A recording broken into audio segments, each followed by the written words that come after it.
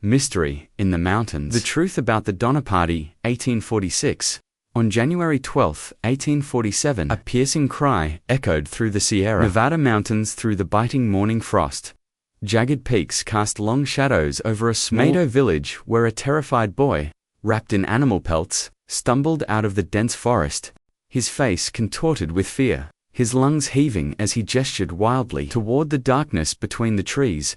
Before we delve into this haunting tale of survival, make sure to subscribe to Native Legends and Histories and activate notifications. Join our community as we explore the forgotten chapters of America's frontier history. Along the ice-crusted stream, women worked steadily, crushing acorns between weathered stones, while children collected kindling for the night's fires.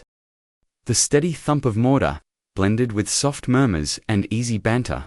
Downstream, fishermen cast their lines into the frigid waters, their movements born of generations of practice. Wisp of smoke drifted skyward from bark-thatched shelters carrying the aroma of burning pine and earth baked meals into the crystalline mountain air. But this tranquil scene was destined for disruption.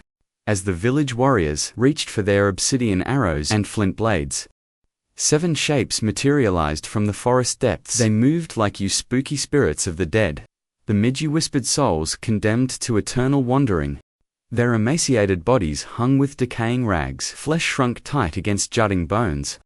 Fevered eyes peered from sunken faces, glazed with ice and filth. Frozen droplets of blood marked their wavering path. These weren't spirits though, they bordered on the ethereal. The 7 survivors, 2 men and 5 women, swayed on unsteady legs, their shredded garments barely holding together, provided no shield from the mountain's fury. Frostbitten fingers stretched outward in silent plea, as strange words spilled from their split and bleeding mouths. The village healer was called forth immediately. As he studied these walking wraiths, even his seasoned gaze registered disbelief. These were white travelers, yes, but what nightmares had transformed them into such hollow shells? What mountain demons had stripped away their humanity, leaving only these desperate shadows? The Middu, their hearts moved by mercy, welcomed them without question. They had no way of knowing the unspeakable acts these survivors had performed to reach their village. No way of knowing that these 7 were the remnants of 17 who had embarked weeks before. And no way of knowing that the crimson stains on their clothing told a story far darker than simple survival. This is the saga of the Forlorn Hope, a chronicle of desperation, endurance, and the devastating choices humans make when pushed beyond their breaking point. But deeper still, it's a narrative of prejudice, betrayal, and the bitter truth that salvation sometimes comes too late. What forces drove these souls to such extremes? What fate befell those who vanished along the way? The answers await in a trail of bloodied footprints, winding back into the merciless heart of the Sierra Nevada mountains. The October sun cast long shadows across the Salt Lake Desert as 15 wagons carved their path westward. 80 dreamers moved like a living tapestry across the barren landscape, mothers cradling infants wrapped in hand-sewn quilts, fathers scanning the horizon with weary determination, children chasing tumbleweeds between creaking wheels. Maps spread across wagon seats showed California as a promised land of endless opportunity.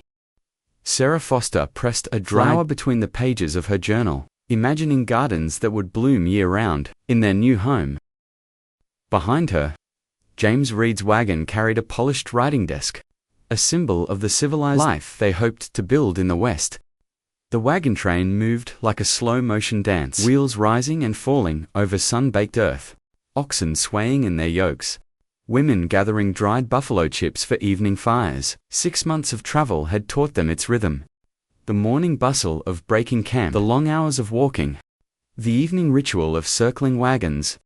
Their bodies bore witness to the journey's toll. Sunburned faces, cracked hands, clothes patched and repatched. Then came the letter that would seal their fate. Lansford Hastings, a name whispered around campfires, like a promise, had blazed a new trail 40 days shorter. The letter claimed, its creased pages passing from hand to hand, a straight shot through to California. The words sparked hope in tired eyes, drowning out the quiet voice of caution. The shortcut became their undoing. Wagon wheels splintered against unseen rocks. In the Wasatch Range, axles rang against granite. As they carved a path where none existed, each mile claimed its price. Broken axles, abandoned furniture, precious water barrels running dry. The desert stretched before them like a furnace, each step drawing them deeper into its deadly embrace. Time slipped away like water through their fingers. What should have been a 40-day saving became a 6-week delay. October winds carried the scent of snow from distant peaks. While their supplies dwindled with each passing sunset, salvation arrived with a jingling of mule bells. Charles Stanton emerged from the desert haze, leading 7 laden mules and 2 figures whose presence would change everything. Lewis and Salvador moved like shadows across the landscape, their moccasined feet leaving barely a trace in the desert sand. The 2 Mohawk guides carried their missionary given names like borrowed clothes. Lewis, whose true name was Quingen, stood tall at 28, his eyes holding the quiet wisdom of mountain trails and hidden springs. Salvador, born Emma, was younger at 19, but his hands already bore the calluses of a lifetime, reading the land's secret language. They worked in seamless tandem, Salvador reading weather patterns in morning clouds, Louis identifying safe camping spots with a glance. Their knowledge wasn't learned from books, but absorbed through generations of tribal wisdom. Each evening they would withdraw to their own fire, speaking softly in their silhouettes merging with the gathering darkness. The emigrants watched them with mixed emotions. Some saw angels of mercy sent by John Sutter himself to guide them to safety. Others muttered behind raised hands, questioning whether these savages could be trusted. Yet none could deny their skill, as they led the wagon train through hidden valleys and along ancient tribal paths. But even their expertise couldn't overcome nature's timeline. The Sierra Nevada stood before them like a wall of stone and ice, its peaks already wearing winter's white mantle. Lewis and Salvador exchanged increasingly troubled glances as they studied the mountain passes. Their people had crossed these ranges for countless generations, but never this late in the season. Each attempt to cross the mountains ended the same way. The guides would lead them up, promising valleys, only to be driven back by howling winds and blinding snow. The party retreated to a lake where abandoned cabins offered temporary shelter. They watched helplessly as winter sealed their fate, turning familiar trails into deadly traps of ice and snow. The mountains that Lewis and Salvador knew, like their own heartbeats, had become an impassable barrier, and the worst of their journey was still to come. Winter's siege of Truckee Lake intensified with each passing day. The shoreline bristled with makeshift shelters, abandoned cabins claimed by the fortunate, hastily built, leaned to swaying in the bitter wind, and canvas tents buckling under mounting snow. Each morning, fresh powder sealed them further from the world beyond, turning their sanctuary into a frozen vault. The double cabin, largest among the structures, stood as a monument to desperate cooperation. Within its rough-hewn walls, 2 families struggled to maintain the facade of civility while watching their supplies diminish. Every cough echoed through the confined space. Every whispered conversation carried undertones of fear. Children huddled together for warmth, their thin frames shivering despite layers of threadbare blankets. Footprints in the snow mapped out their shrinking world. A narrow path led to the lake, where fishing holes quickly froze over. Another trail snaked into the timber, where the search for firewood became more desperate. Each day, between the shelters, people moved like ghosts, heads down against the wind, clutching whatever meager supplies they had managed to gather. Trust evaporated faster than their cooking fires. Food stores were counted morning and night, marked with secret symbols in the snow. When resources were shared, every eye watched the division measuring, comparing, judging. Children learned to sleep curled around their families' food bags, their dreams haunted by gnawing hunger. Through this atmosphere of growing desperation, Louis and Salvador wove their daily patterns. Dawn found them already moving through the forest, their moccasined feet leaving barely a trace in the fresh snow. Their knowledge of winter survival ran deep in their Miwok blood. Which trees still held dry wood in their cores, which bark could sustain life, where small game might still be found. Yet when they offered this wisdom, the settlers turned away. Pride, still stronger than hunger's bite, their status in the camp remained that of outsiders. Despite their labor in building the double cabin, They claimed only its darkest corner, sleeping on the dirt floor with scanty blankets. During meals, they ate apart from the others, feeling the weight of distrustful glances. Their attempts to communicate vital survival skills met walls of prejudice and disdain. Only Stanton bridged the divide, but his voice grew weaker as provisions dwindled. The camp's food supplies vanished with terrifying speed. The oxen fell first, their slaughter, a desperate ceremony. Nothing was wasted, blood still warm meat, carefully portioned, hides preserved until hunger demanded their sacrifice. Bones were cracked for marrow, then boiled until the broth ran clear. Still, they boiled them, hoping to extract one more meal from the ghostly remnants. Horses and mules followed their flesh, sustaining the group for precious days. The camp's dogs disappeared one by one, their fate marked by averted eyes and grateful. Guilty meals' lever became sustenance. Boots, belts, harnesses all transformed into tough, barely digestible soup. Each day brought new definitions of what could be considered food. Hope arrived in an unexpected form. Franklin Graves, drawing on his Vermont experience, fashioned crude snowshoes from ox and leather strips. His announcement electrified the camp. Strong legs could reach Sutter's Fort in 6 days. Bring back rescue before it's too late. The debate was fierce but brief. 17 volunteers came forward. 11 men, 5 women, 1 child. Lewis and Salvador would lead. Their previously scorned expertise, now valuable as gold. Stanton, despite failing vision, joined without hesitation. Their provisions were pathetically inadequate. 6 days of starvation rations, dried meat strips, mere handfuls of cornmeal. As they tested the makeshift snowshoes, grim understanding passed between them. 6 days. Food could never fuel a 90-mile mountain crossing. The rescue party faced a brutal choice. Swift success or decisions too horrible to voice. Yet staying meant certain death for all. Tomorrow, they would venture into the white wilderness, carrying not just their meager supplies, but the fate of the entire camp on their shoulders. Dawn broke over Truckee Lake on December 16, 1846, revealing 17 figures testing their makeshift snowshoes in the crystalline air. The crude devices, fashioned from oxbows and rawhide, groaned beneath their weight as they made final adjustments at the front. Louis and Salvador surveyed the terrain. With inherited wisdom, their movements fluid and certain against the settlers' clumsy steps, they stood ready for departure. 11 men, 5 women, and a child, each clutching pathetically small bundles of provisions. 6 days' rations seemed impossibly meager for the 90-mile journey ahead. Tough strips of desiccated ox flesh, precious spoonfuls of cornmeal that would barely sustain life. Steam rose from their lips as they embraced those remaining behind, each farewell heavy with unspoken fears. The initial departure from the lake carried equal measures of terror and determination. Lewis and Salvador took point, generations of tribal knowledge guiding their path through the treacherous terrain. The settlers followed laboriously, struggling with unfamiliar snowshoes while battling deep drifts and merciless cold mountain winds, sliced through their inadequate clothing like knives of ice, while the altitude left them gasping for breath. Progress was painfully slow. Each step forward, a victory against nature. Each mile gained at the cost of desperately needed energy. The sun's reflection off endless snow threatened to blind them, turning the white landscape into a dazzling torture. Charles Stanton showed signs of weakness. From the first day, though, only his body bore the weight of 2 recent mountain crossings, each journey stripping away vital reserves of strength.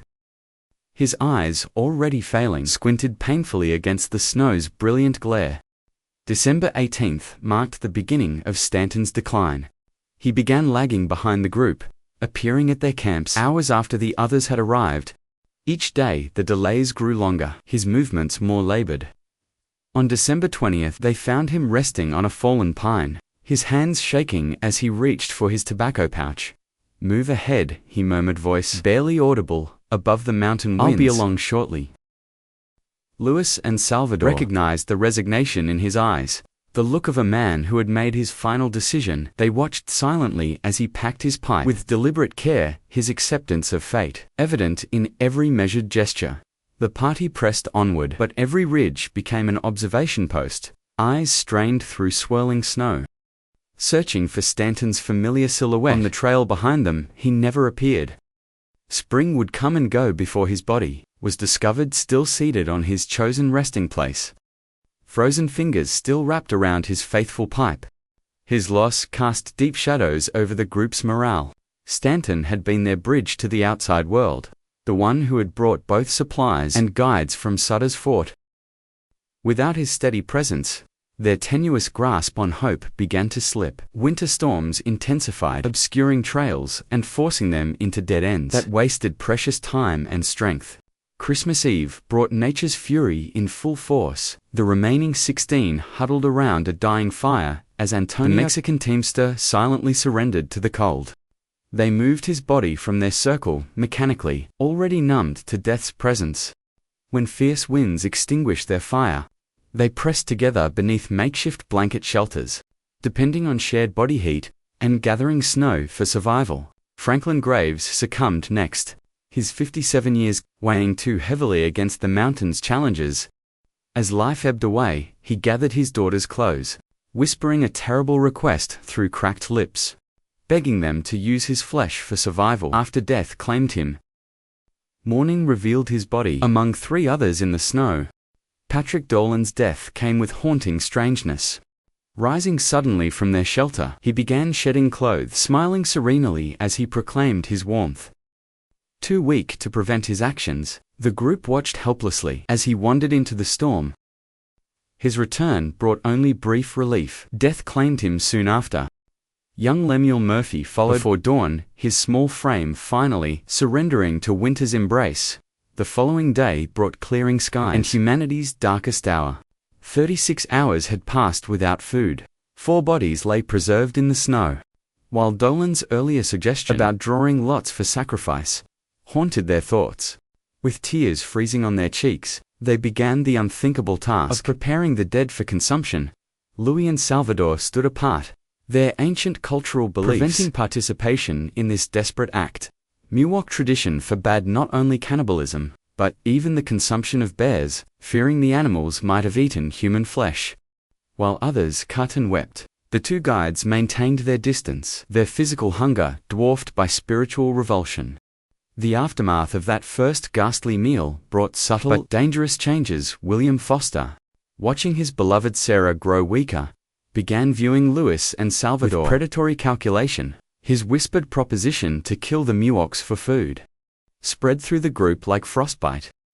The guides sensed immediately the shift, noticed the averted gazes, the furtive glances, the way Foster's hand kept straying to his weapon as December twilight painted the mountains in shades of purple and gray. Louis and Salvador huddled near their separate campfire. They had chosen to distance themselves from the main group, their instincts warning them of growing danger. The wind carried fragments of hushed conversations from the other camp words they could no longer trust. A shadow moved through the gathering darkness, causing both men to tense. They gripped crude wooden sticks, their only defense before recognizing William Eddy's approaching figure. He had been the lone member, besides themselves, who had initially refused the desperate turn to cannibalism, though starvation had eventually worn down his resistance. Eddy moved with careful deliberation, his hollow face ghostly in the fading light, wrestling against the language barrier.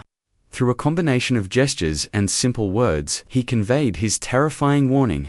Foster had convinced the others that killing them for food was their only chance for survival. The same desperate arithmetic that had justified consuming the dead now targeted the living. Louis and Salvador absorbed this news in heavy silence, flickering across their exhausted faces. They had sensed the shift in atmosphere, caught the predatory glances, noticed Foster's increasingly obvious attention to his weapon. Still, some part of them resisted, believing that those they had struggled to help would turn against them with such calculated cruelty. Yet Eddy's frantic sincerity could not be dismissed. The threat transcended any difficulties of translation. Death stalked them now in human form. As night claimed the mountain, the 2 Miwoks reached their decision. They would slip away in darkness, trusting their ancestral knowledge of these peaks to guide them to safety. They pushed through the night, leaving crimson footprints in their wake. 9 days passed without sustenance, each step draining their dwindling reserves. Though civilization might have been near, their bodies were failing. They resorted to foraging along a creek bed, searching for the acorns and grubs that had sustained their ancestors through countless winters. The crunch,